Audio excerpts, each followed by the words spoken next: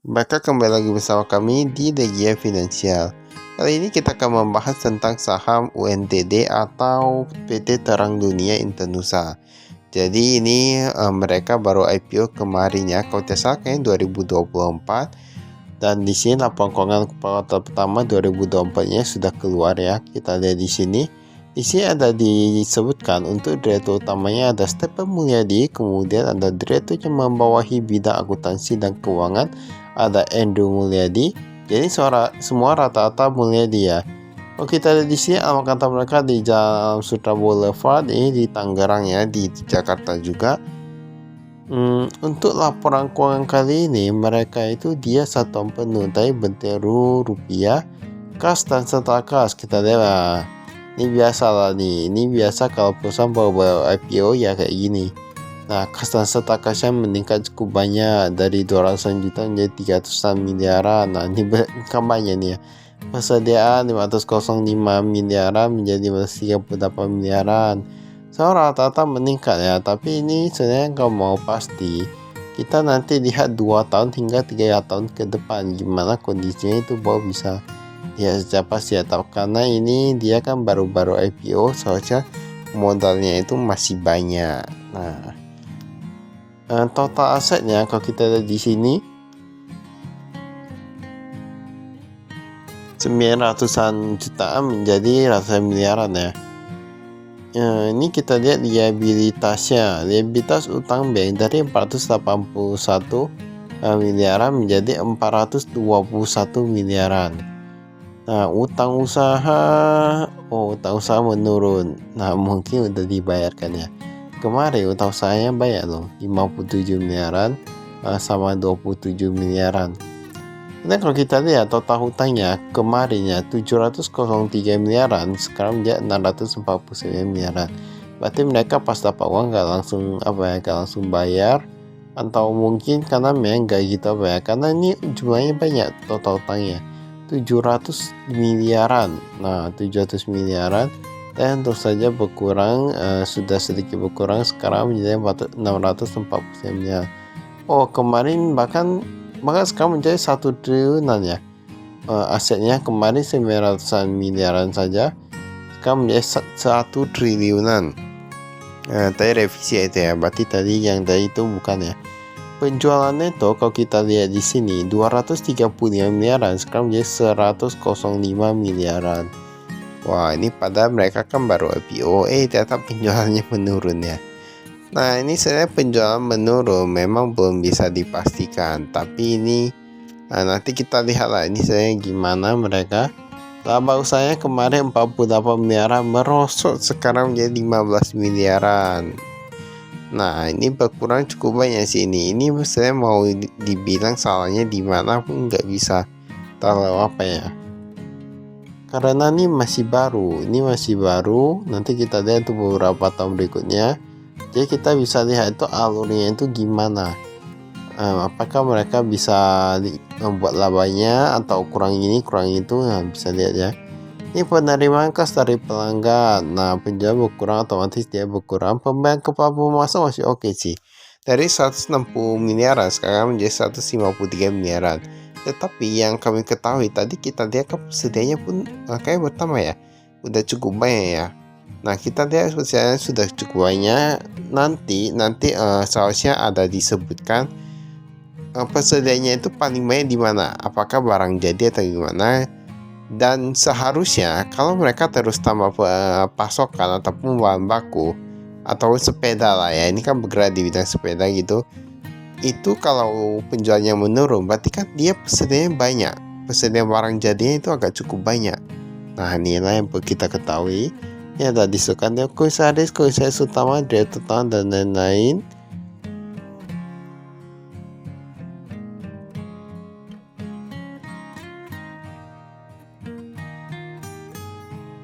Ini bergerak di bidang sepeda ini ya. Dan nanti juga bisa dilihat sebenarnya penjualan sepeda itu sekarang lagi trennya itu di mana ya. Nanti kita lihat kas dan setara kas. Nah, di sini dia dari 63 juta sekarang jadi 110 juta, tapi ini cash on hand ya. Dan mereka dulu paling banyak taruh di pabrik, sekarang taruh di kantor. Nah ini kurang tahu ya, mungkin habis IPO mereka ada penambahan karyawan, jadi pusatnya sudah di kantor ya. Memang ada beberapa perusahaan yang dia pusatnya itu di pabrik, ada juga beberapa perusahaan pusatnya itu di kantor tersendiri. Nah memang masing-masing perusahaan beda-beda gitu lah ya. Ini deposito meningkat cukup banyak, tapi uangnya nggak tahu mau taruh di mana ya ini ya. Deposito berjangka. Nah ini mereka ada taruh di Bank OCBC dan Bank Sentral Asia. Tapi kalau kita lihat di sini, ini semua rata-rata Bank Sentral Asia ya. Nah tapi mereka tahu satu bank ya, kayak agak percaya sama Bank Sentral Asia, agak royal mungkin. Nah tapi kita nggak tahu. Ini dikatakan pihak ketiga sih, bukan pihak berrelasi. Kalau menurut kami gini ya, untuk beberapa perusahaan, tapi mereka tetap wanti-wanti ya.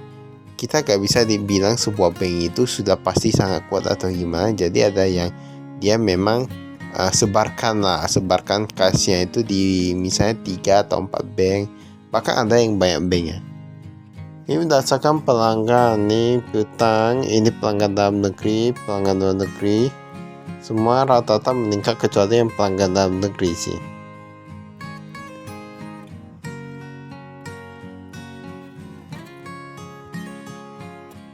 Nah ini kita lihat ini cash flow-nya masih agak cukup bagus ya. Ini yang belum jatuh tempo 129 miliaran, yang lebih dari 3 bulan 2 miliaran. Tetapi kalau kami pihak berrelasi, kita lihat pihak ketiga, oh ternyata hampir sama juga, gak gitu beda jauh lah. Walaupun menurut kami kayaknya pihak ketiga itu cash flow-nya agak lebih kurang lancar gitu ya. Pihak berrelasi lebih oke. Tapi yang di sini ini kemudian persediaan. Nah ini bisa dilihat, ini barang jadinya ini udah banyak loh. Dari 246 miliaran sekarang menjadi 268 miliaran. Sehingga tadi 500 menjadi 538 miliaran persediaannya. Itulah yang kami maksud. Walaupun sebenarnya bukan berarti kalau dia beli bahan baku ataupun beli persediaan makin banyak itu makin bagus. Karena perlu dia juga penjualannya. Kalau nggak laku-laku, mereka beli terlalu banyak, kan berarti kan lama-kelamaan bisa saja modelnya itu udah ketinggalan atau gimana, kan ujung-ujungnya nggak terjual gitu ya, kan sayang juga ya. Jadi sebuah perusahaan itu memang harus perhatikan semuanya ya.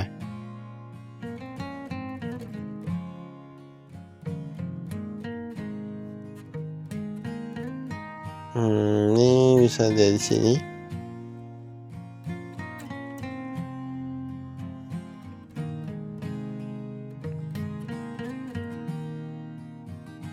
Karena kalau kayak perusahaan yang dia seperti kita anggaplah batu bara persediaan makin banyak kayak makin bagus, walaupun dia ada yang namanya kesusutan.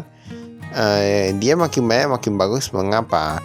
Karena dia gak berubah-ubah, dia gak ada yang namanya model, gak ada yang namanya ketinggalan zaman, gak ada yang namanya itu ini itu gitu ya. Kalau bergerak di bidang industri manufaktur, seperti kalau kita bilang yang teknologi atau gimana kayak sepeda motor, mobil dan lain-lain, HP, apalagi HP itu sering ya itu ya, ketinggalan zaman itu agak susah.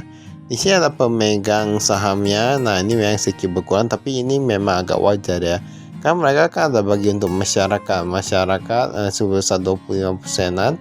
Nah dulu kan nggak ada, sekarang jadi ada. Memang ada yang seperti itu, namanya baru IPO ya, dia nggak bisa dibilang apa juga.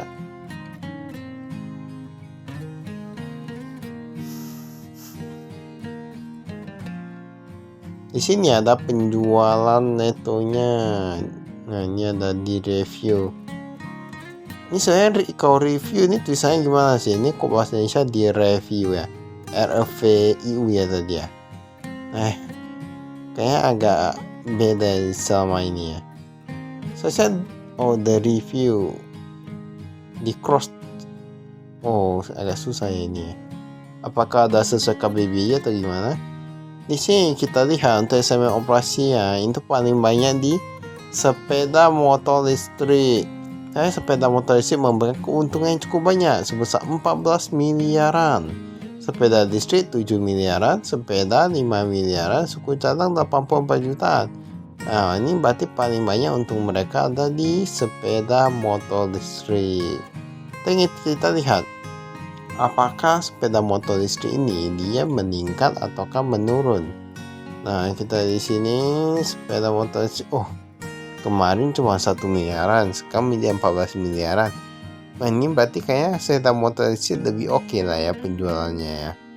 Nah, apakah trennya sudah banyak orang yang menggunakan sepeda motor listrik? Nah, itu gak tahu lah ya, itu bisa lihat di jalan-jalan atau gimana. Jadi memang selalu ada kesempatan, selalu ada peluang. Nah, jadi misalnya kalau yang mau cari usaha, bisa lihat ya mana usaha segmen ataupun segmennya yang cukup bagus, masih cukup bagus atau menjanjikan dan bisa meningkat penjualannya.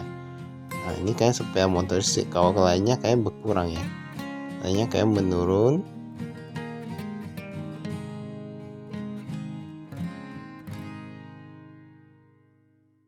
Maka itu saya kali sekian, terima kasih, saya Fastasi.